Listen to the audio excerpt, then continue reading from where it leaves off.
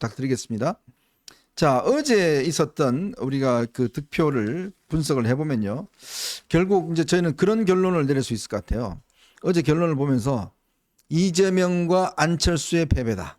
저는 그렇게 일단 정의 내리고 싶습니다. 왜냐하면 일단 이재명은 이재명대로 본인들 이야기했지 않습니까? 박주민이 나와서 뭐라고 그랬어요? 와, 저쪽에서 한 7, 8명 오기로 했어요. 다 그렇게 설레발 치고 반발표가 많이 나올 것이다. 뭐 저희도 사실은 그런 경고를 했지만 그렇게 이야기를 했습니다. 근데 정작 알고 보니까 본인들 내에서 지금 이탈표가 생겨버렸잖아요. 그렇죠. 그러니까 결국은 지난번 우원식과 같이 또 똑같이 됐습니다. 자, 그리고 안철수 의원 본인 이번에 부결표 던지겠다고 했지 않습니까? 그리고 본인 뭐라고 그랬습니까? 대선 후보자급이었잖아요. 그러면 최소한 몇 명은 따라가야 되는 거 아닌가요? 그럼요. 달랑 그냥 그것도 모르겠어요. 아마 내가 볼 때는 이번에 찍겠다 그러고 또 안 찍은 사람도 있는 것 같기도 하고. 근데 결국 달랑 그냥 혼자 저렇게 됐습니다. 그러니까 보십시오. 이번 사태에 대한 이 정도 정치적인 거 되면 사태의 좀 본질을 봐야 될 텐데 맨날 저렇게 따라가만 가고 있어요. 그러니까 이제 안철수 의원의 어떤 그 정치 감각, 정치력, 정치 어떤 사안을 대하는 어떤 자세 뭐 이런 것들이 총체적으로 부실하구나. 이 당에서 의미 있는 역할을 하기는 앞으로 힘들겠구나 하는 걸 이번에 보여줬고요. 결코 이제 이 당의 주류가 되거나 다수파를 형성하기는 힘들어졌다고 봅니다. 이 최상병 특검법이 말이죠. 그 독소 조항이 있는데 그걸 그래도 그 찬성을 한다. 이건 참 말이 안 되는 거고 하여간 그렇습니다. 그래서 안철수 의원도 그랬고요. 저는 그 이제 추경호 원내대표 그 원내 지도부가 뭐 표단속을 나름대로 잘했다 이런 평가도 가능하겠지만요. 네.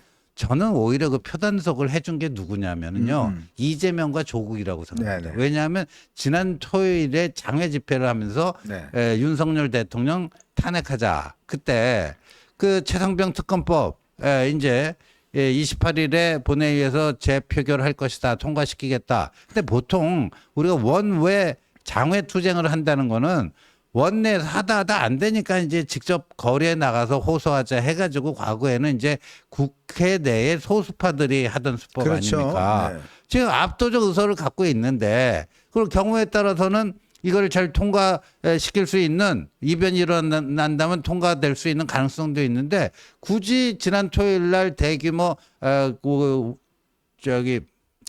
가두 집회를 열어갖고 윤석열 대통령 탄핵 운운했잖아요. 그렇죠. 그러니까 그게 오히려 국민의힘 의원들에게 저 XX들은 이거 가지고 이게 대통령 탄핵용이구나. 그렇죠. 진상 규명과 재발 방지를 위한 그 순수한 법안 그거가 아니고 대통령 탄핵용으로 저자들이 저 짓거리 하고 있구나. 네. 이것만큼은 안 되겠다. 오히려 이재명과 조국이 표단적으로 해줬다고 봅니다. 참 그런 면에서 보면 참 이 안철수 이 의원은 참 순진하기보다는 제가 볼 때는 좀 이게 뭐라고 그럴까요? 뭐 본인 이야기를 하면서 아니 그 장병이 죽었는데 애국심 뭐 보훈의 차원에서 이 법을 아니 수사 안 하고 있습니까 지금? 그러니까요. 아니 윤 대통령이 지금 이 수사 안 하고 있습니까? 공처가 수사하고 있지 않습니까? 네. 그리고 공처 지금 수사 성과 많이 내고 있습니다. 지금 뭐 전화 통화한 거 뭐 그런 거 다 드러내고 그렇죠. 다 잘하고 있잖아요. 공처가 지금 사실관계 다 파악하고 있잖아요. 제가 며칠 전에 이 야당 패널들하고 싸우면서 이 야당 쪽에 이 패널들이 뭐라고 그러냐면 아니 7월 달 되면 공처가 수사를 잘못해서 이 통화 기록 이런 거 1년 되면 다 없어지니까 네. 빨리 특검을 해서 확보해야 된다. 이런 이야기를 했어요. 네. 알고 봤더니 다 확보해 놨어요. 아, 그럼요. 통화 기록 있잖아요. 여러분 다 확보해 놨어요. 이미 맨날 며칠 누구 통화한 거 다 확보해 놨어요. 네. 그거 확보해야 된다고 그 특검하자고 하던 작자들입니다. 지금 다 나오잖아요. 그 저 대통령하고 이종섭 당시 네. 국방부 장관하고 뭐 그 즈음에 갖고 뭐 하루에 3통화했다 이런 거 다 네. 나오잖아요. 아니 세상에 숨길 수 있는 게 어디 있습니까? 공수가 바보입니까? 그러니까 이런 거 다 수사하고 그럼 나중에 책임 문제 따지고 법적인 어떤 이거 다 따질 수 있잖아요.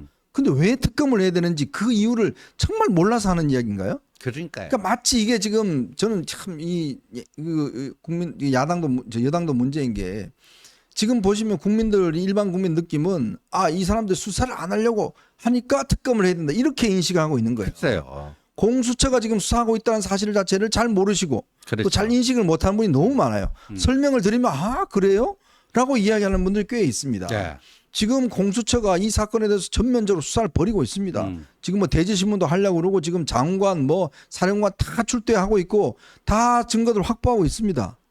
그런데 특검을 굳이 해야 되느냐? 지금 그러니까 이 비판하는 지점이 이 수사를 지금 막으려고 하고 있으니까 특검을 해야 된다? 이런 논리를 대는데 그거에 대해서 반박하거나 좀 더 국민을 설득하거나 그런 노력은 하지 않고 그냥 맞장구 친다?